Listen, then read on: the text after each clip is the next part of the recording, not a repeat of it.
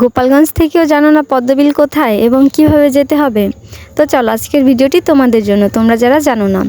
প্রথম থেকে শুরু করি। তো দেখো, প্রথমেই হচ্ছে আমি একটা সুন্দর শাড়ি পরে রেডি হয়ে বেরিয়েছি। আমি আমার বান্ধবীর সাথে বেরিয়েছি। তো দুজনে একটা অটো নিয়ে নিলাম পদ্মবিলে যাওয়ার জন্য।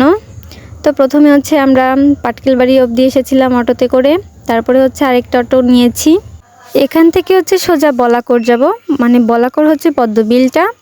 তো আমাদের পাটকেল বাড়ি পর্যন্ত আমাদের বাড়ি থেকে আসতে দুজনের ভাড়া নিয়েছে 40 টাকা।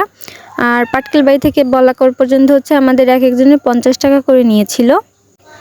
তো দেখো, বলতে বলতে কিন্তু আমরা পদ্মবিলের ঘাটে চলে এসেছি। এই যে নৌকা, এই নৌকা করে কিন্তু আমাদের যেতে হবে। আর নৌকায় ওঠার আগে কিন্তু দামাদামিটা করে তারপরে উঠবে, কারণ তারা কিন্তু অনেক সময় অনেক বেশি দাম চায় বা অনেক কিছু বলে।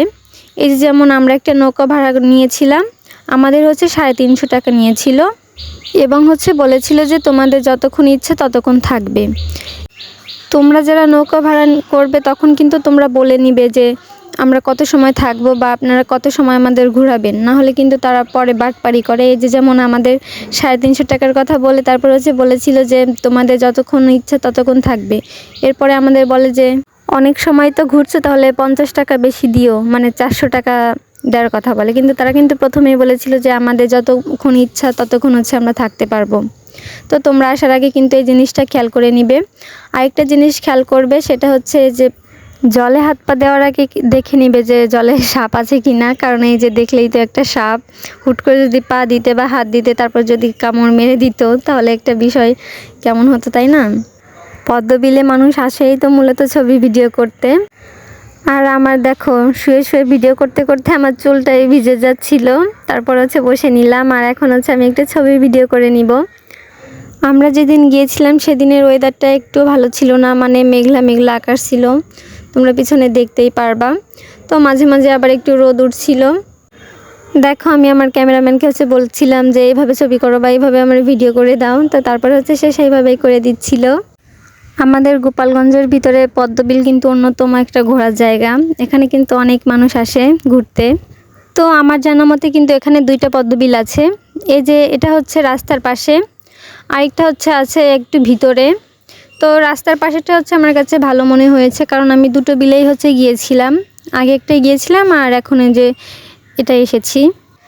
পদ্ম ফুল তো বিকালে তেমন ফোটে না, এজন্য তেমন বেশি ভালো দেখা যায়নি। কিন্তু সকালে প্রচুর পরিমাণে ফোটে, কিন্তু সকালে তো ওইভাবে আসা সম্ভব নয় অত দূর থেকে। আরেকটা বিষয় এখানে কিন্তু ফুল তেমন বেশি ছিঁড়তে দেয় না।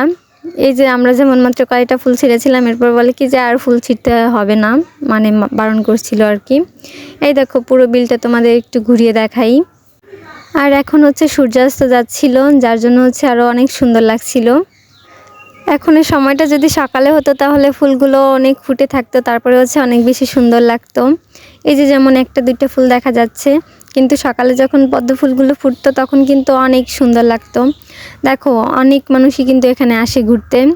এই যে আরও পাশে আরও অনেক নৌকা ছিল। তো আমাদের ঘোরাটোরা শেষে আমরা এখন চলে যাব।